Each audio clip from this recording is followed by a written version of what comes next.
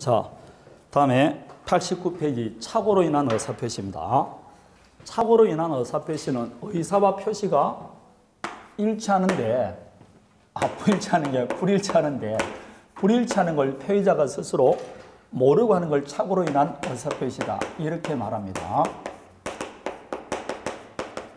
자, 이게 뭐 100구조 이렇게 되는 거죠.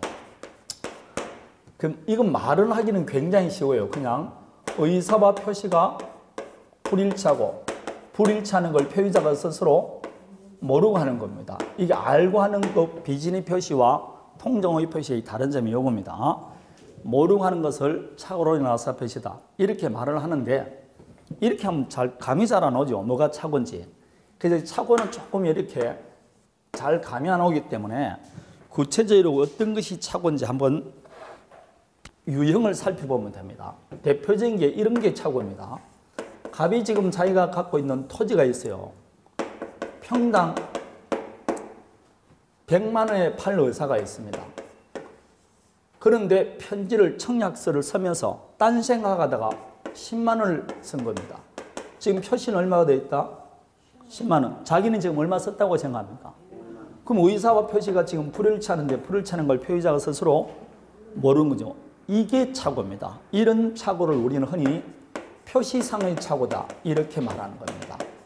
표시상의 착오.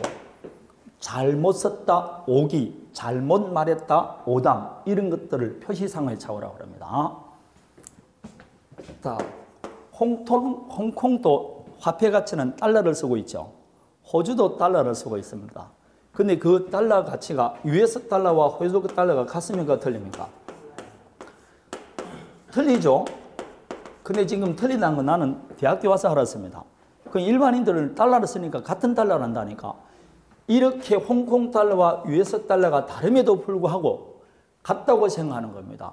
그럼 지금 표시는 10달러, 10달러 딱 쓰세요. 그냥 US 달러 10달러 한 거라고 홍콩 달러 10달러 그러는데 요 10달러가 갖고 있는 의미가 홍콩 달러와 US 달러가 다르다는 걸 표의자가 스스로 모르는 겁니다. 이게 그 표시행의 내용을 모르는 거, 내용상의 착오라 이렇게 말하는 겁니다.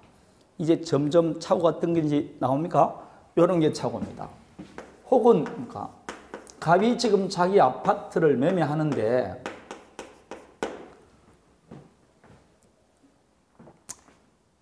양도소득세가 안 나올 걸 예상하고 매매를 했어요. 그런데 나중에 보니까 양도소득세가 800이 나온 겁니다. 그럼 지금 이 어른 양도소득세 세율을 몰란 거죠. 세율을 못다는 건 세법을 잘못 이용한 거 아닙니까? 그럼 요걸 뭘 잘못이냐? 법을 잘못 이해한 거예요. 이게 무슨 착오냐? 법률의 착오라고 합니다. 이것도 착오가 되는 겁니다.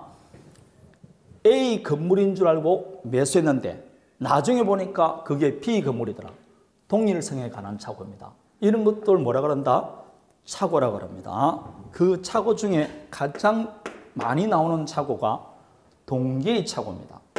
갑과 을 사이에 을이 갖고 있던 토지 매매 계약을 체결하는데 이 을이 토지를 매수하게 된 이유, 연유, 동기가 뭐냐?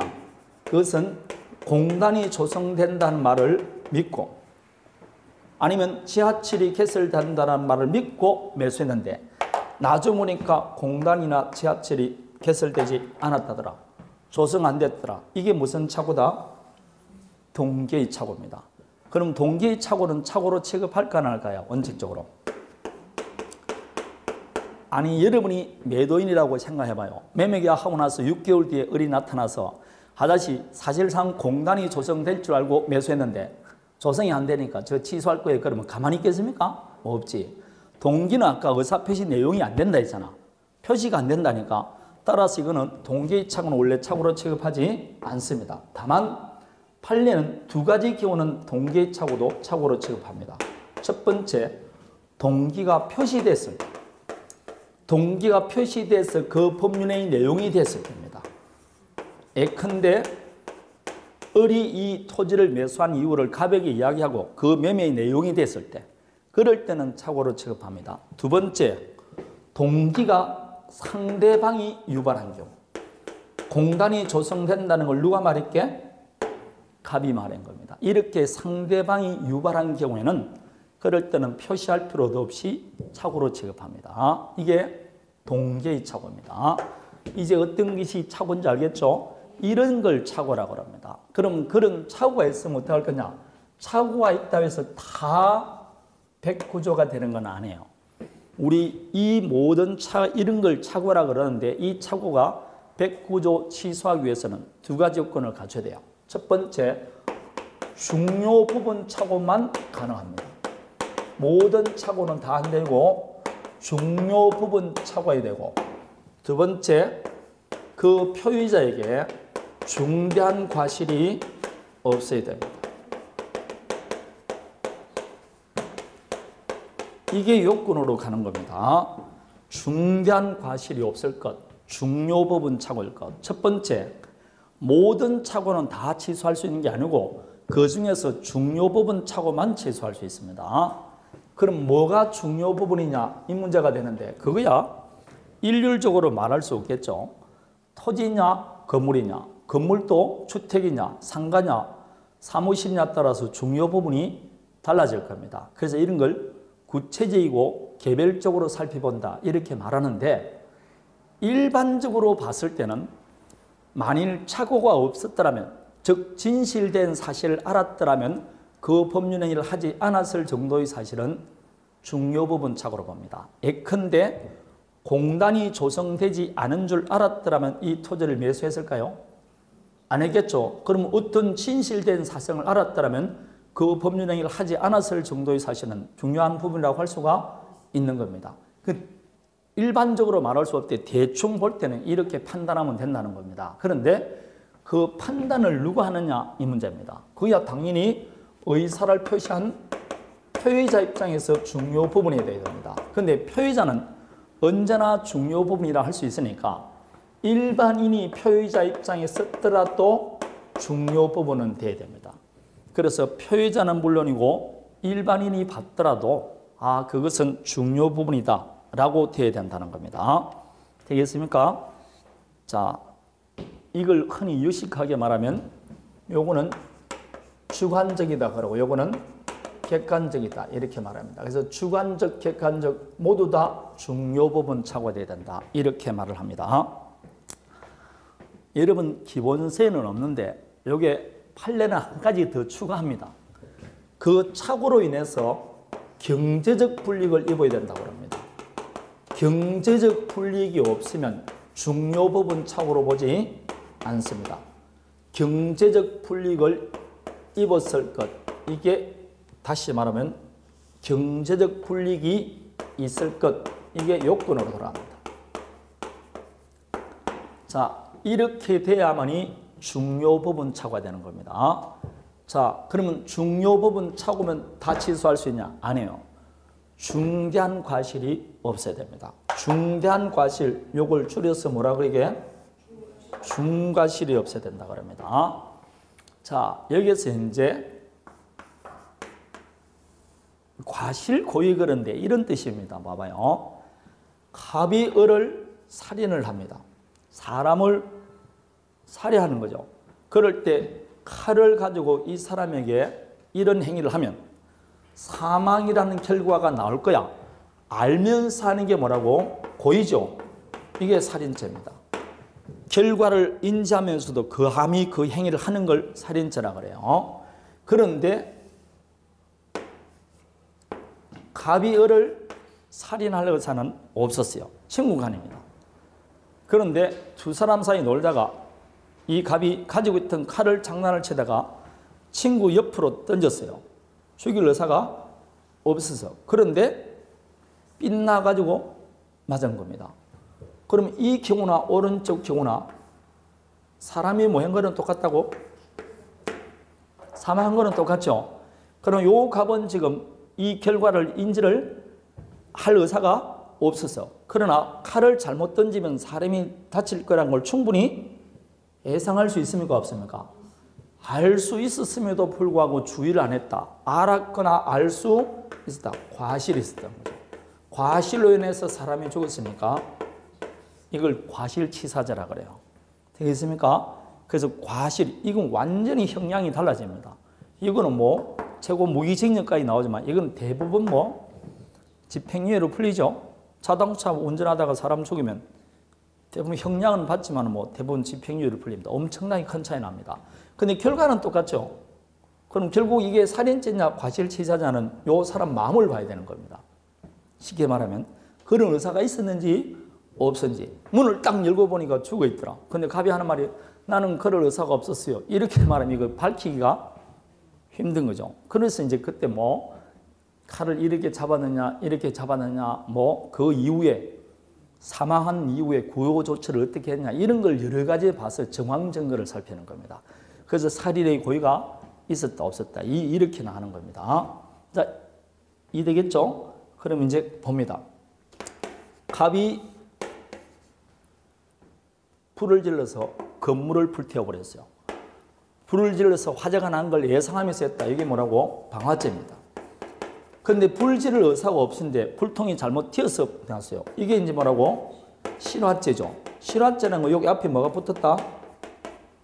과실이도 질렀다 이 말입니다. 그런데 갑이 지금 주유소에 다니는 겁니다. A 주유소에 다니는 직원인데 주유소 유류저장 탱크에 기름을 부으면서 담뱃불을 붙인 겁니다. 근데 불을 지를 의사는 없었어요. 그러나 여러분 기름 탱크에 기름을 넣을 때는 담배 같은 거 피우면 돼 안 돼? 그럼 불이 날 걸 충분히 예상할 수 있었죠. 그것조차 예상을 하지 않은 겁니다. 그는 조금만 주의를 기울였다면 알 수 있었는데 그것조차 주의를 기울이지 않을 때는 실화는 실화인데 앞에 뭘 붙었냐? 중실화죄라 이렇게 말합니다. 중과실 실화죄라는 뜻입니다. 이해되겠습니까? 조금만 주의를 기울였다면 알 수 있었다. 그 정도를 주의를 기울이지 않았다는 것은 피난 가능성이 큰 겁니다. 이럴 때는 보호할 가치가 더욱 없으니까 형량이 훨씬 높아집니다. 그래서 중과실이라 이제 요식하게 말합니다. 그 사람의 직업이나 행위 정도에 비춰볼 때 보통 요구되는 주의를 현저히 게으리한 것. 이걸 중과실이라고 합니다. 자, 제가 만일 애를 초등학교에 들어가기 전에 유치원에 보냅니다.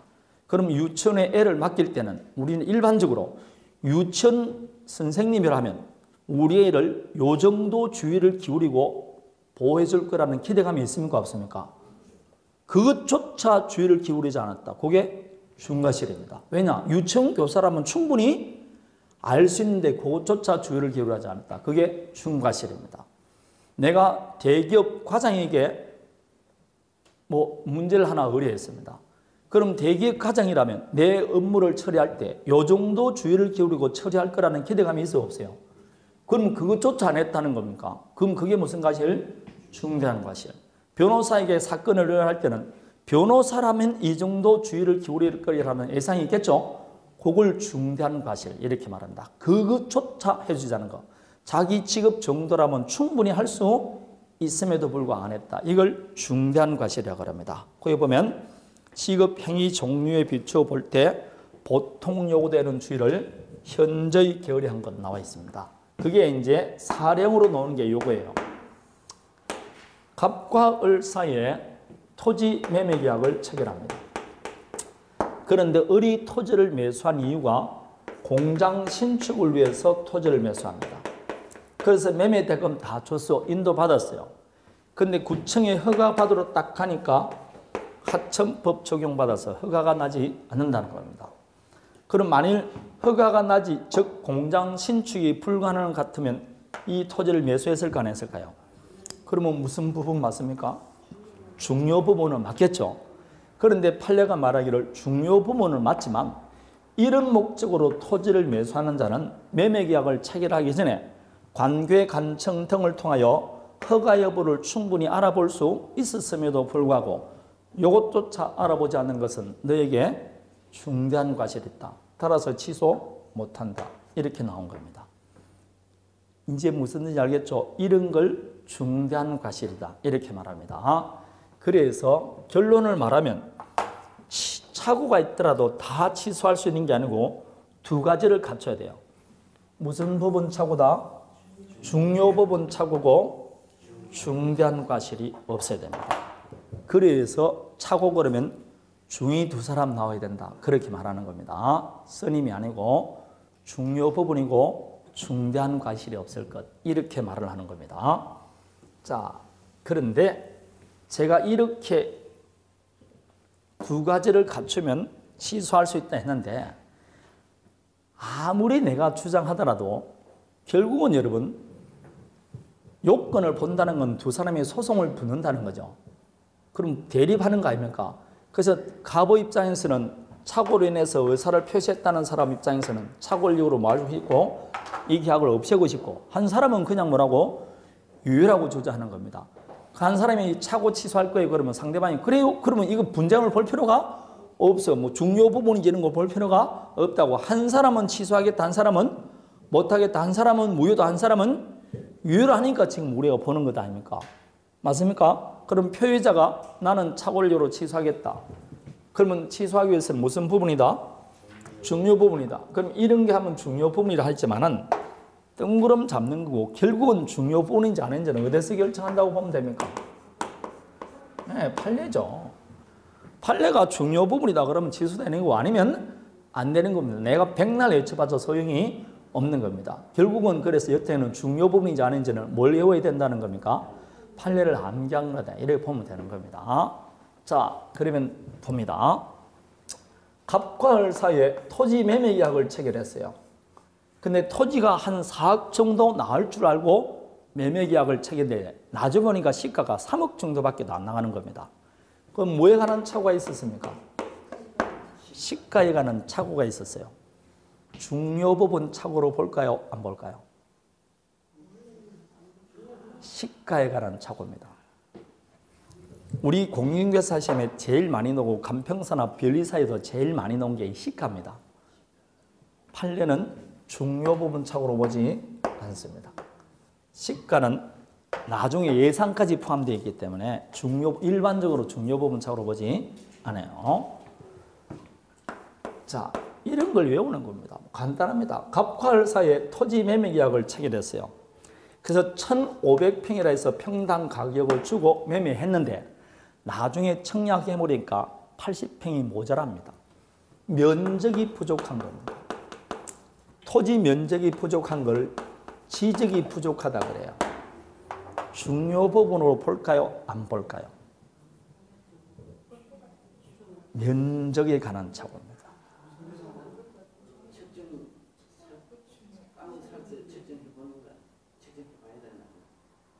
뭐 단독주택 살 때 측정해보고 사는 건 아니지 않습니까? 아니 뭐 토지를 매수하더라도 측정해보고 사는 사람은 특별한 경우에는 없습니다. 그건 측정할 때는 돈이 들어가게 안 들어가게. 그리고 측정해보고 사는 사람은 없죠. 뭘 보고 사는 겁니까? 지역도 그게 토지 대장 등기부에 보면 면적이 나와 있잖아. 그걸 믿고 사는 거죠. 면적이 부족합니다. 중요 부분 착오로 보지 않습니다. 이게 제일 많이 나오는 겁니다. 시가와 면적에 관한 착오는 중요 부분 착오로 보지 않습니다. 제가 그런 게 아니고 판례가 나온 겁니다. 판례. 자, 이 두 개만 하더라도 다 외웠다고 보면 돼요. 그러면 이 두 가지 요건을 갖췄다. 그러면 그 효과는 뭐가 되느냐 이 말입니다. 자, 두 가지 요건을 갖추면 이때까지 비진입 표시와 통정은 무효였죠. 여기는 그렇지 않습니다. 취소할 수 있다 돼 있어요. 취소할 수 있습니다. 예컨대 이 말입니다. 갑과 을 사이에 아파트 매매 계약을 체결했어요. 매매 계약 체결했는데 나중에 갑에게 착오가 있는 걸 알았습니다. 그런데 착오가 있더라도 갑의 입장에서 갑자기 부동산 가격이 하락했다, 잘 팔았다 싶으면 그냥 두면 됩니다. 두면 이 매매는 그냥 유효로 되는 겁니다. 착오는 취소할 수 있는데 만일 취소를 하게 되면 어떻게 되느냐? 취소하면 요 법률행위는 처음부터 무효가 되는 겁니다. 처음부터 무효가 된다. 그럼 결국은 취소하기 전까지는 뭐라고? 유효예요. 무효는 처음부터 효력이 없는 데만 해서 이거는 처음부터 효력이 없는 게 아니고 그냥 유효입니다. 취소권자가 무슨 말을 할 때 취소한다. 그럴 때 효력이 없어집니다. 그러나 그때부터 효력이 없는 게 아니고 처음부터 무효가 됩니다. 그래서 취소하게 되면 그 효과는 뭐와 같다? 결국 무효 같아요. 처음부터 무효하니까. 그러나 취소하기 전까지는 유효입니다. 그래서 만일 이 갑이 착오를 이유로 이 매매계약을 취소를 합니다. 취소하게 되면 이 매매는 뭐로 바뀐다? 그렇죠. 처음부터 무효로 바뀝니다. 그럼 결국은 무효와 같아요. 그럼 무효니까 취소한다면 이행할 필요 없고 이행했을 때는 도로 그렇죠. 똑같이 뭐가 들어온다? 부당이득 반환 들어갑니다. 부당이득 반환은 무슨 반환의 원칙이라 했죠? 원물 반환. 따라서 취소하게 되면 매매는 무효고 무효니까 을 앞으로 된 등기도 무효니까 당연히 갑은 을 앞으로 된 등기에 말소하고 돌려달라 이렇게 말하는 겁니다.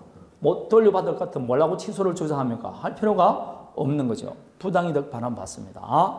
그런데 이 을이 자기 앞으로 등기가 있는 것을 기하로 번개처럼 병에게 처분해버렸어요. 이 병은 갑과 을 사이에 취소 사유, 즉 무효인 것을 몰랐어요. 선입니다. 그럴 때 취소한 다음에 갑은 당신은 무효인 등기를 넘겨받았으니까 당신 앞으로 된 등기도 무효라고 주장할 수 있게 없게 없습니다. 요 착오 취소도 누구한테는 대항 못한다? 선의의 제3자에게는 대항하지 못합니다.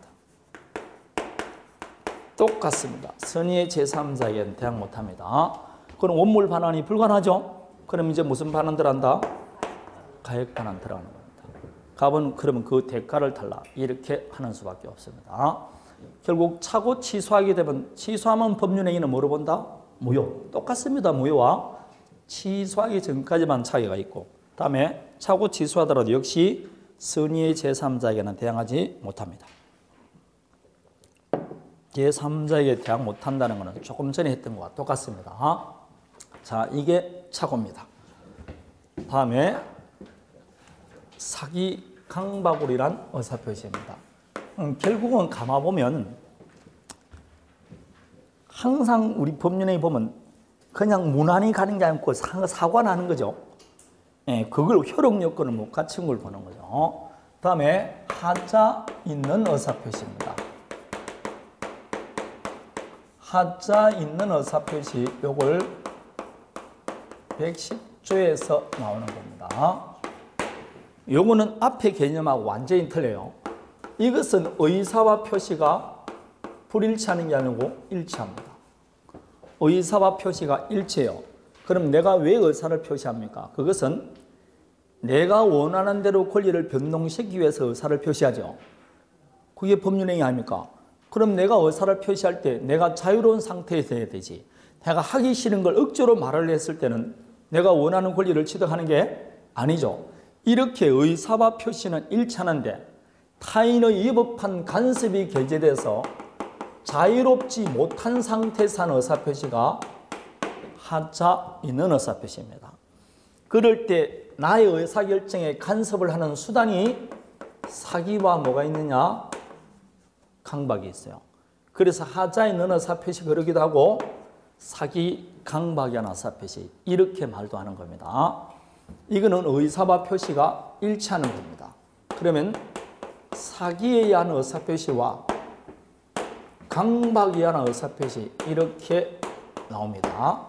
사기에 의한 의사표시, 강박에 의한 의사표시 이렇게 나오는데 이걸 한번 살펴보면 돼요. 사기에 의한 의사표시란 타인의 기망행위로 말미암아 착오에 빠지고 그 상태에서 한 의사표시가 사기에 의한 의사표시고 강박에 의한 의사표시는 타인의 위법한 강박행위로 말미암아 외포심, 공포심에 빠지고 말입니다. 그걸 피하기 위해서 어쩔 수 없이 하는 의사표시가 강박에 의한 의사표시 이렇게 말합니다. 그럼 기망행위란 뭘 말하냐? 표유자라 하여금 그릇된 관념에 빠뜨리거나 이미 그릇된 관념에 빠진 자에게 더욱 이를 강화, 유지시키는 것 이걸 흔히 기망행위다 이렇게 말을 합니다. 거기에 여러분 책 2번에 지금 90페이지를 하고 있습니다.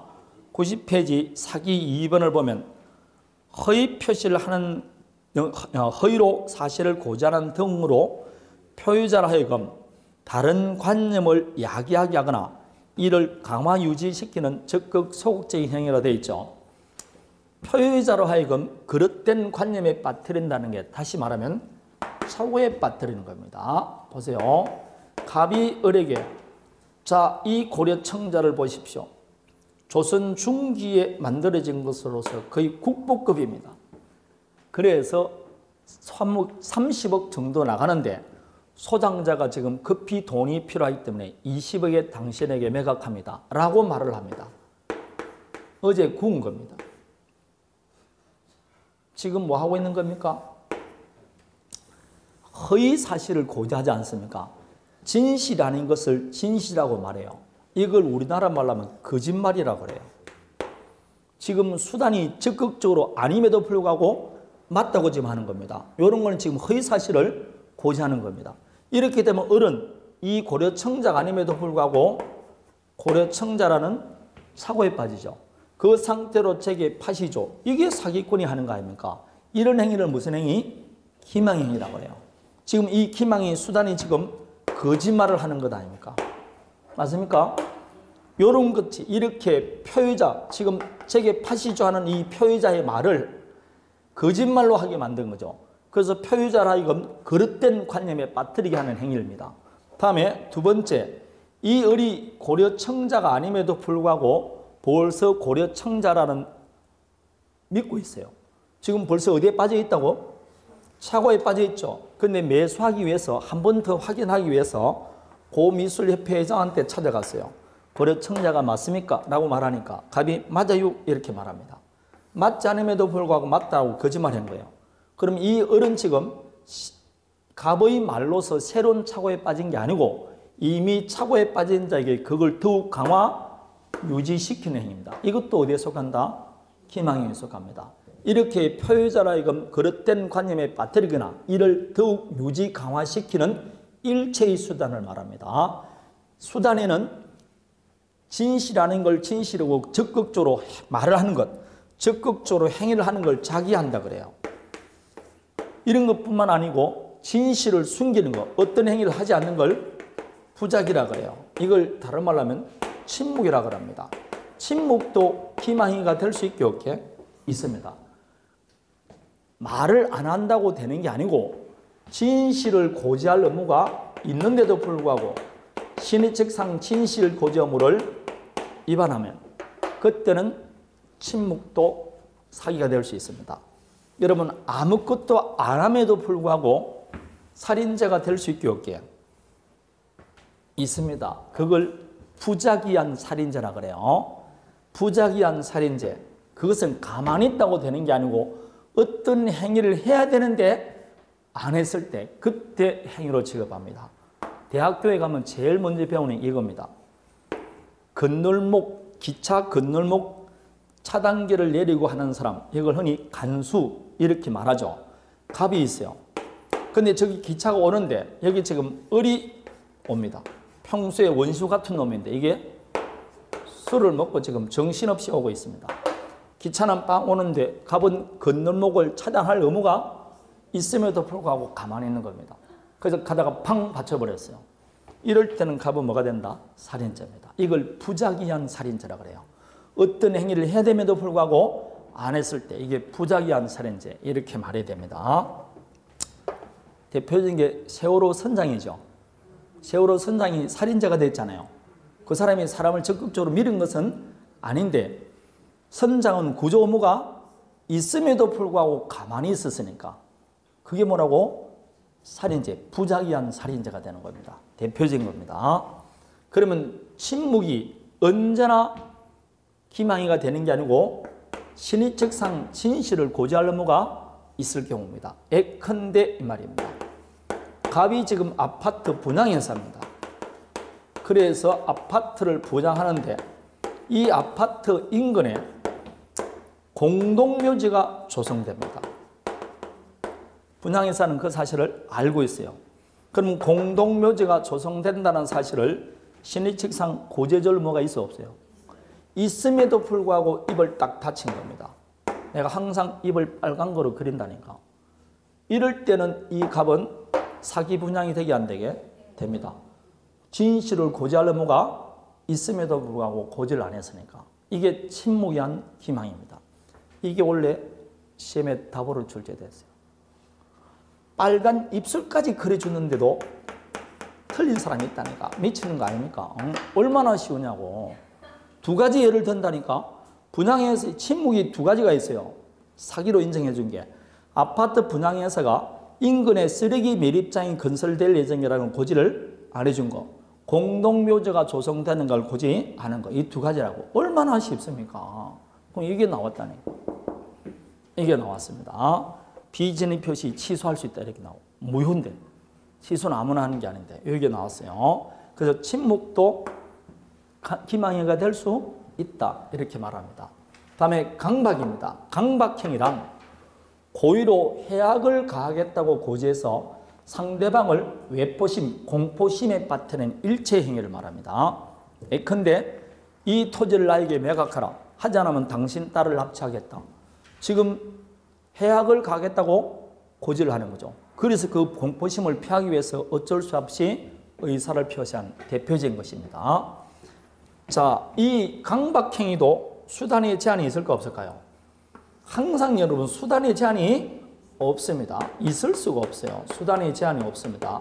기망행위도 수단의 제한이 없고 강박행위도 수단의 제한이 없습니다. 그래서 침묵도 기망행위가 강박행위가 될 수 있다. 수단의 제한이 없습니다. 여러분 사기꾼이나 강도가 무슨 수단의 제한이 있습니까? 그러니까 우리 지금 뭐 TV나 영화를 보면 사기칠 때 보면 기상천외한 사기를 치지 않습니까? 수단의 제한이 없는 겁니다. 그래서 똑같은 겁니다. 이렇게 사기 강박에 의해서 의사를 표시한 겁니다. 내가 의사를 표시하는데 지금 타인이 위법하게 간섭을 했죠. 사기나 강박으로 인해서 내가 원착된 뭐라고 의사를 표시한 겁니다. 이게 하자 있는 의사 표시예요. 그러면 하자 있는 의사 표시, 즉 사기 강박이 되면 그 효과는 어떻게 되느냐? 효력은 똑같습니다. 뭐 할 수 있다? 취소할 수 있습니다. 왼쪽 뭐하고 같다고? 차고가 같아요. 똑같습니다. 뭐 할 수 있다? 취소할 수 있습니다. 그럼 취소하기 전까지는 유효죠. 그러나 취소하면 처음부터 물어낸다? 무효됩니다. 그럼 취소한다면 돌려달라 할 수 있어 없어요? 있죠. 부당이득 반환 청구해야 될 거 아닙니까? 근데 사기꾼이 벌써 다른 놈한테 팔아버렸다. 근데 그자가 뭐다? 선이다. 그럼 원물 반환은 불가능하고 사기꾼을 상대로 그만큼 돈을 달라 할 수 있게 없게 있습니다. 가액 반환하는 겁니다. 요게 똑같이 적용됩니다. 똑같습니다. 그래서 착오도 취소할 수 있고 사기 강박도 취소할 수 있습니다. 사기 강박도 취소할 수 있다. 이해겠죠? 자, 사기 강박으로 인한 행위는 취소할 수 있습니다. 다음에 요즘 뜨는 사기 강박이 제3자 사기 강박.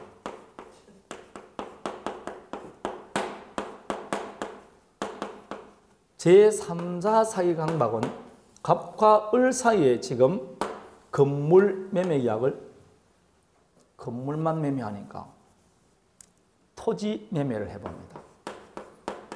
그런데 갑이 건매로 매매한 겁니다. 보통 토지 시가가 약 3억 정도 나가는데 이 갑이 건매물로 2억 1천만 원에 매매를 한 겁니다. 그런데 가만히 사정을 보니까 이 갑은 자기 친구 병로로부터 무슨 소리를 들었냐? 야, 너 토지 인근에 쓰레기 매립장이 건설될 예정이라더라. 내가 고의청을 아는데 빨리 매각하지 않으면 손해볼 거야 라고 말한 겁니다. 실제로 그렇지 않습니다. 이 병이 평소에 갑을 시기해서 거짓말한 겁니다. 뭐였다?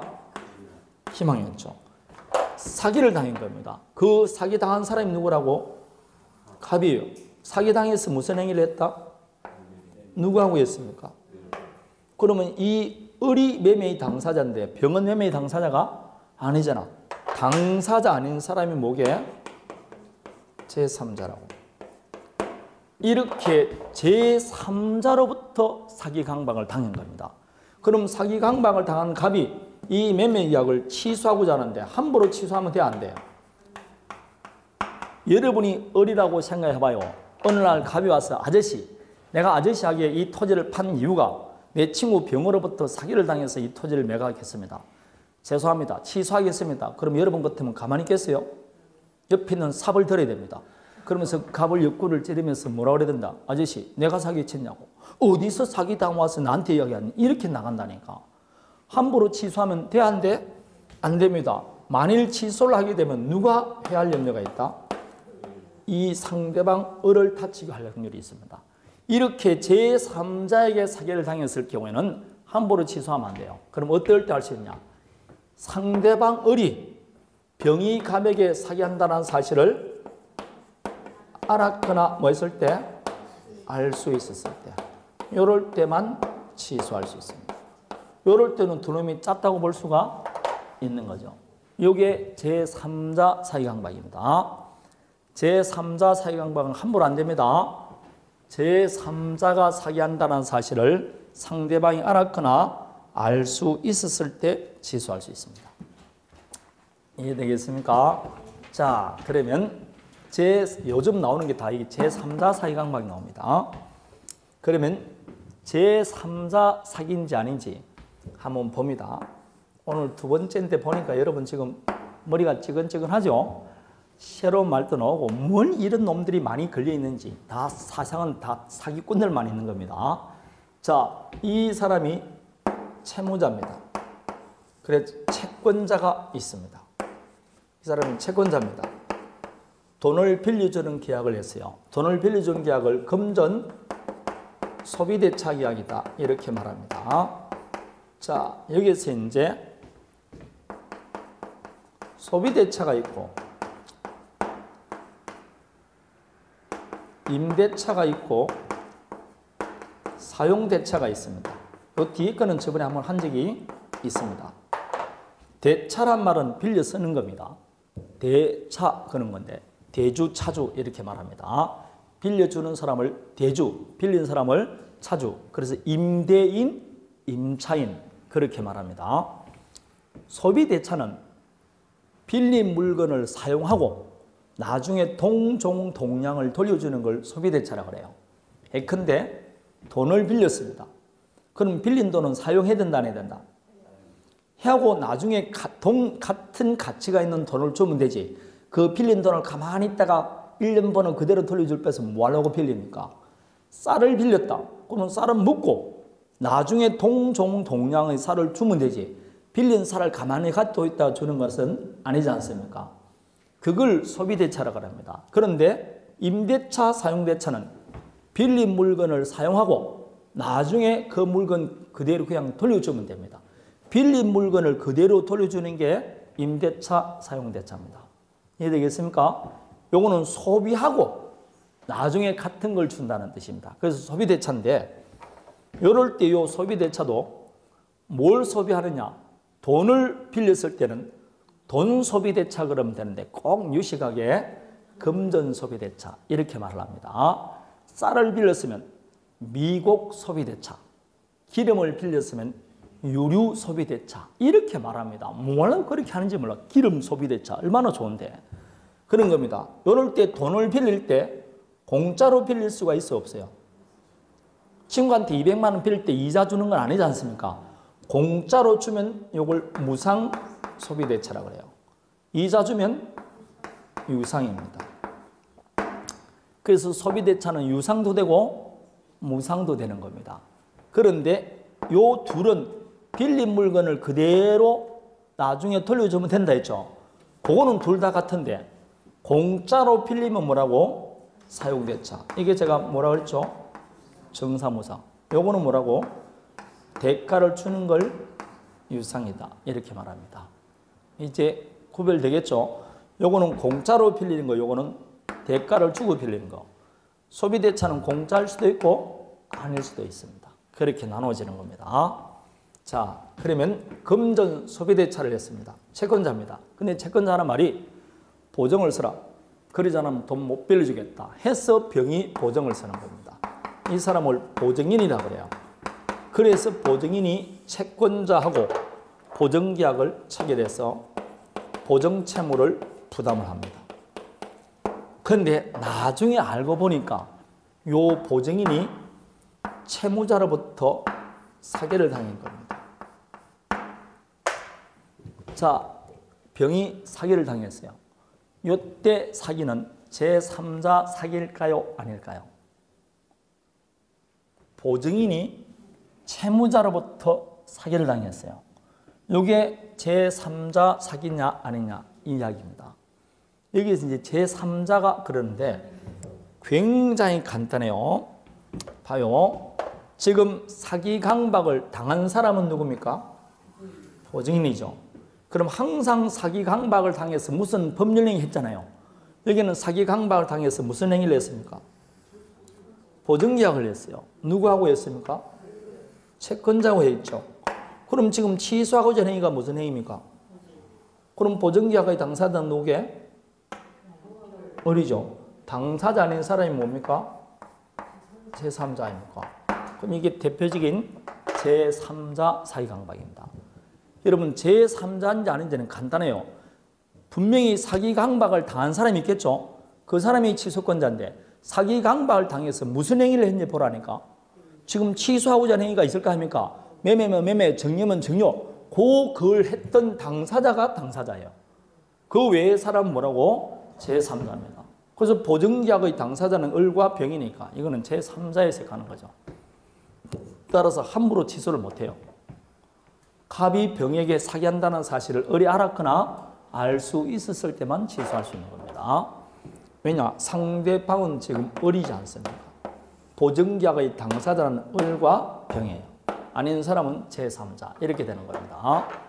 당사자 외에 내가 취소하고자 하는 그 법률행위 외의 사람을 제3자다 이렇게 말합니다. 자, 여기에 제3자 사기 대표적인 것에 해당됩니다. 여러분 책 91페이지를 펴보니까 제일 위에 예컨대라고 나와 있습니까? 네, 거기 보면 채무자가 보증인을 속이거나 강박하여 채권자와 보증계약을 체결하게 한 때는 보증인은 채권자가 이러한 사실을 알았거나 알 수 있었을 때 취소할 수 있다. 대표적인 제3자 사기강박이라고 됩니다. 보증계약이 체결할 때는 보증계약은 보증인과 채권자가 취득합니다. 체결하기 때문에 채무자는 제3자지 당사자가 아니다. 그 뜻입니다. 자, 여기까지가 하자, 인원화사 표시. 그럼 지금 합표는 몇 가지 나왔습니까? 네 가지 나왔죠. 비진의 표시, 통정의 표시, 착오로 인한 사 표시, 하자 인원화사 표시. 그런데 근 7, 8년 만에 처음으로 원래 이게 네 문제가 출제됐어요. 각 한 문제씩 다 출제됐습니다. 보통 몇 문제? 두 문제 내지 세 문제가 출제되는데 원래는 네 문제가 출제됐습니다. 근데 가만 보면 첫날 한 것만 하더라도 다 맞출 수가 오늘 한 것만 해도 다 맞춘다니까. 공동묘지 나왔죠. 그거 뭐 굉장히 쉽게들 다 나왔습니다. 자, 이제 어려운 대리로 들어가기 전에 먼저 92페이지를 딱 보면 의사표시 효력 발생이라는 게 나옵니다. 이걸 잠시 보도록 하겠습니다.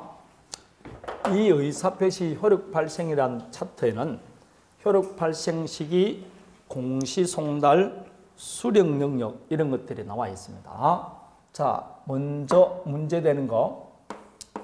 갑이 지금 토지를 평당 100만 원에 매각할 의사를 을에게 표시를 합니다. 청약서를 쓰는데 이 두 사람이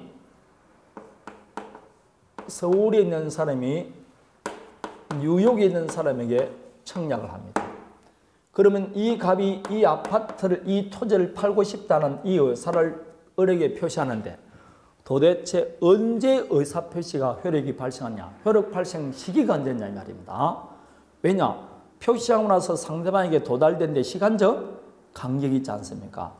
이렇게 우리가 흔히 대화자다, 격지자란 말을 합니다.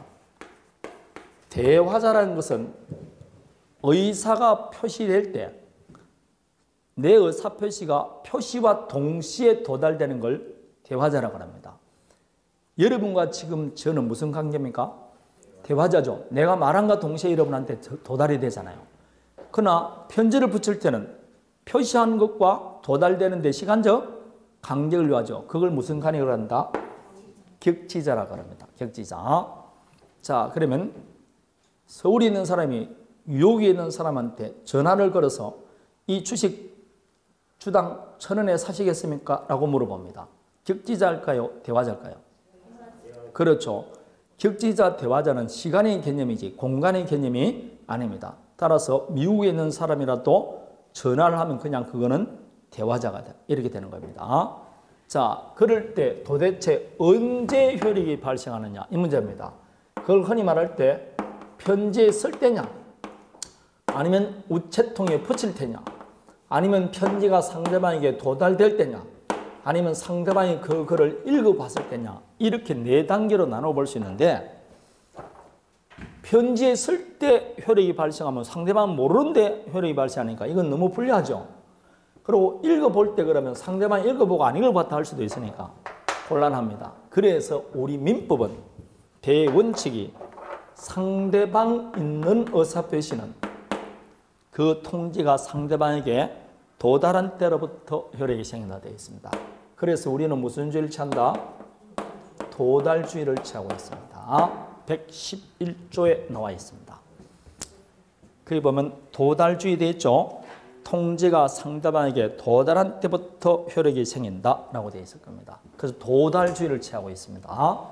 대원칙이 도달주의입니다. 여기서 이제 도달이라고 되어 있는데 도달이란 뭘 말하느냐 말입니다. 이거는 유식하게 말하면 상대방 집에 그 내에 들어가 그 내용을 알 수 있는 객관적 상태에 놓인 것을 말한다. 이렇게 되어 있습니다. 이걸 요지상태설이라고 하는데 내 편지가 상대방 집에 그 내에 들어가서 언제든지 내용을 알 수 있는 상태에 이르면 된다는 겁니다.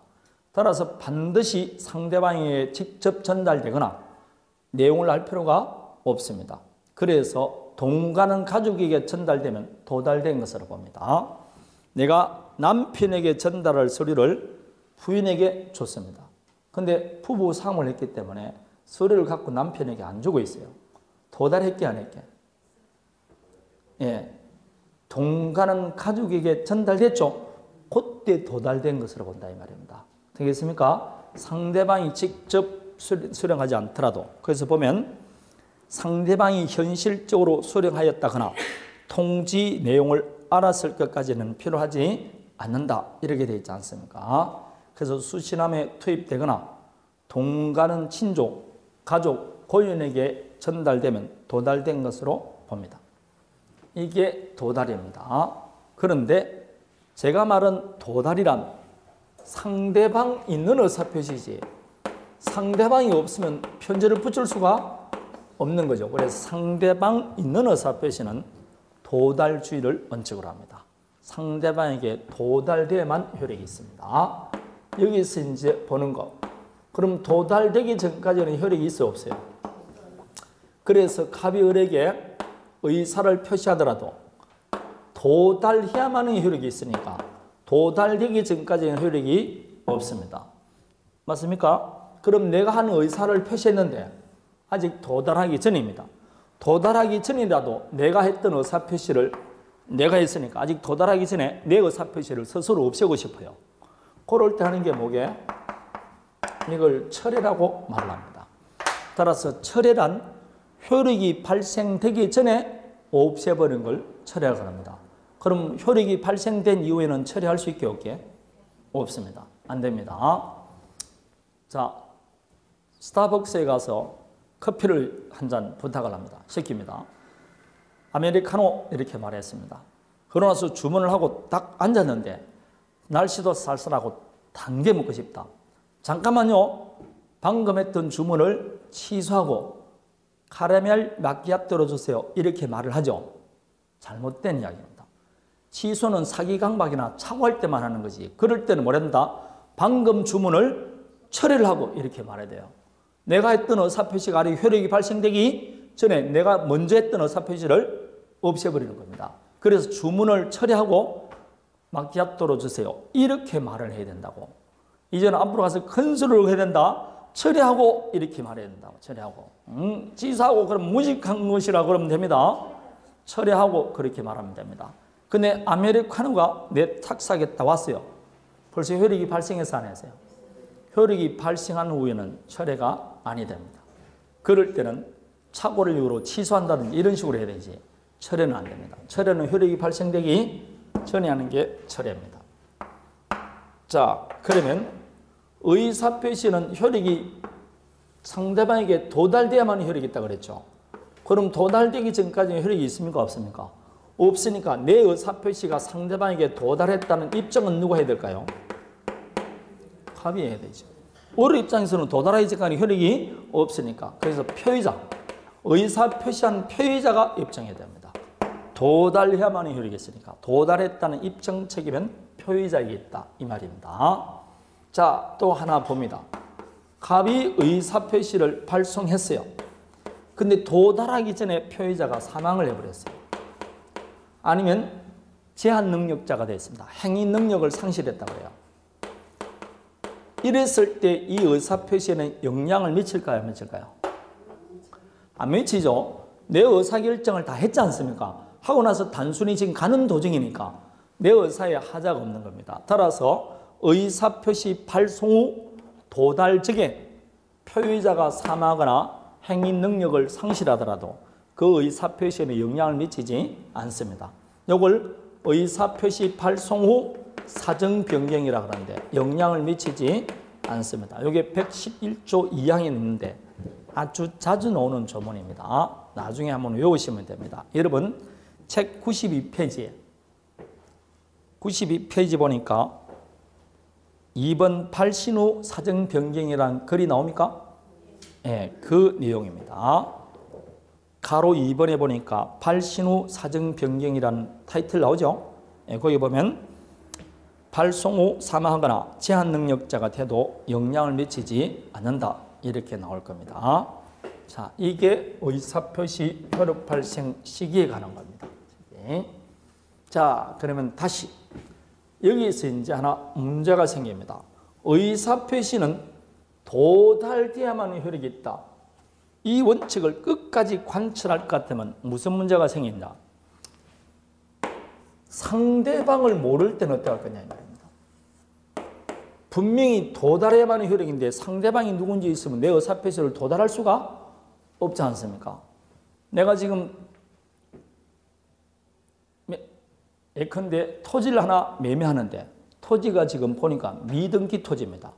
상대방이 누군지 알 수가 없다니까 어떻게 할 거냐 이 말입니다. 아니면 상대방은 알겠는데 상대방이 어디인지 소재를 모르겠다는 겁니다.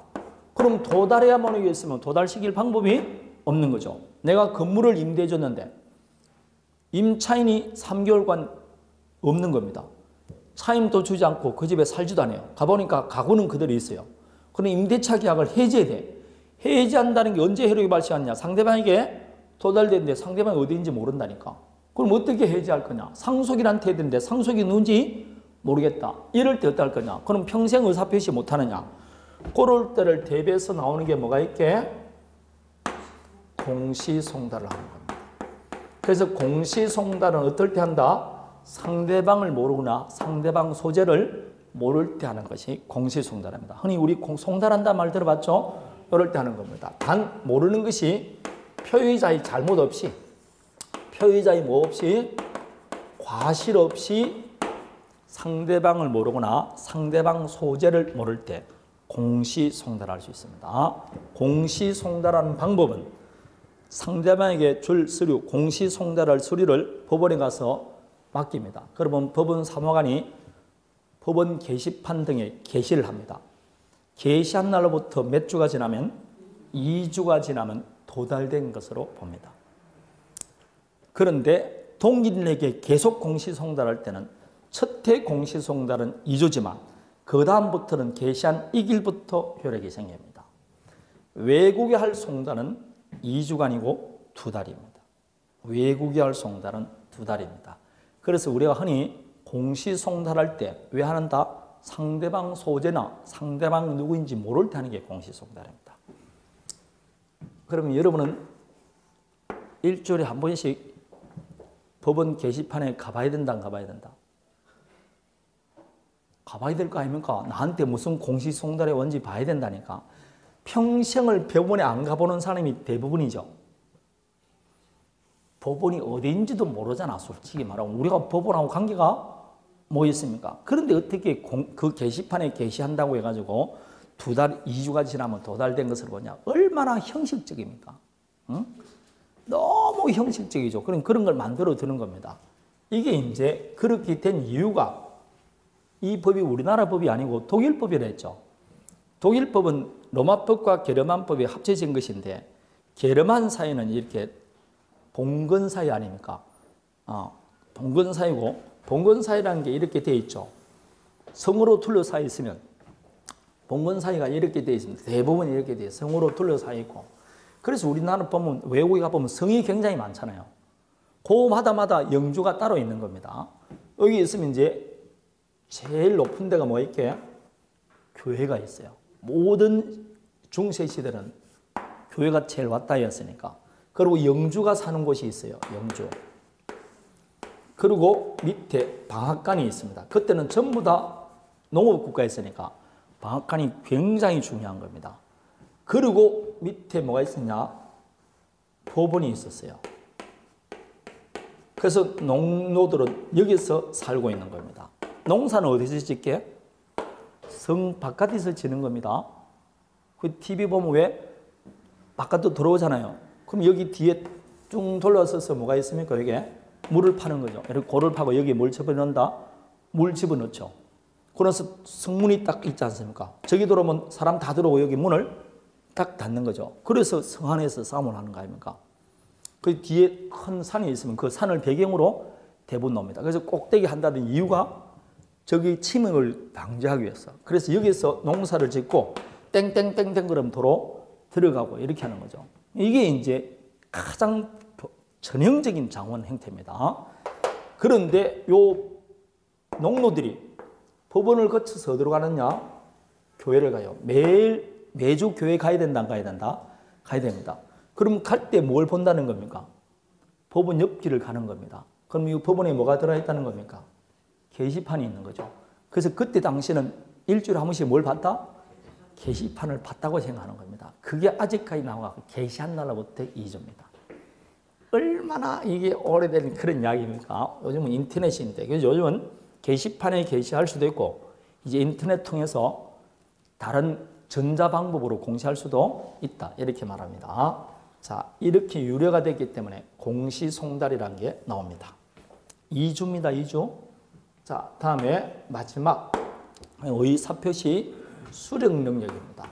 요거는 내가 의사를 표시했다. 편지를 썼습니다. 근데 상대방이 수령했는데 아무나 수령할 수 있느냐? 이 문제입니다. 수령할 능력은 어떻게 되느냐? 이 문제가 되죠. 그럴 때 우리 민법은 뭐라고 되어 있냐면 의사표시의 상대방이 의사표시를 받은 때 제한 능력자인 경우는 대항하지 못한다고 되어 있습니다. 결국은 의사표시를 수령했는데 예컨대 18세 미성년자가 수령을 했어요. 그럴 때는 나는 내 편지가 당신에게 도달됐다고 뭐 할 수 없다? 대항하지 못한다고 되어 있어요. 그럼 결국 편지를 붙인 갑의 입장에서는, 표의자 입장에서는 내 편지가 상대방에게 도달됐다고 주장할 수 있게 없게? 없어요. 근데 대항할 수 없다고 되어 있으니까 갑은 을에게 주장할 수 없지만 미성년자 쪽에서는 받았다고 할 수 있게 없게? 있습니다. 아, 그날 제가 편지를 받았습니다. 미성년자 쪽에서는 주장할 수 있습니다. 왜냐? 대항할 수 없다고 되어 있으니까. 결국 제한 능력자는 의사표시 수령할 수 없는 수령 무능력자가 되는 겁니다. 제한 능력자일 때는 그 의사표시로서 대항하지 못한다고 되어 있습니다. 단 미성년자가 편지를 받았다는 걸 엄마 아빠가 알았어요.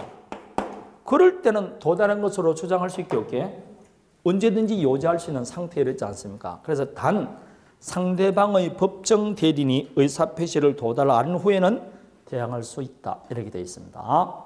따라서 수령 무능력자에게는 대항할 수 없는데 대항할 수 없다고 되어 있으니까 수령 무능력자 쪽에서는 주장할 수가 있고 법정 대리인이 도달한 때는 주장할 수 있습니다. 이게 수령 능력에 관한 이야기입니다. 그래서 2살짜리 애에게 편지 얼른 주고 갔다 오면 돼, 안 돼? 안 된다 이 말입니다. 그렇게 할 수 있지 않습니까? 그러니까 이런 조문을 만들어 놨지 않습니까? 초등학교 애한테 뭐라고 살짝 편지 줘가지고 아빠에게 줘 그러고 가버리는 겁니다. 그건 도달했다고 주장 못한다 이 말입니다. 그러나 2살짜리가 젖받았어요 이렇게 말할 수 있어 없어요? 있다니까. 2살짜리에게는 말할 수 있다니까. 그게 대항할 수 없다는 거 아닙니까? 자, 이게 의사표시 효력 발생 시기 등에 관한 이야기입니다.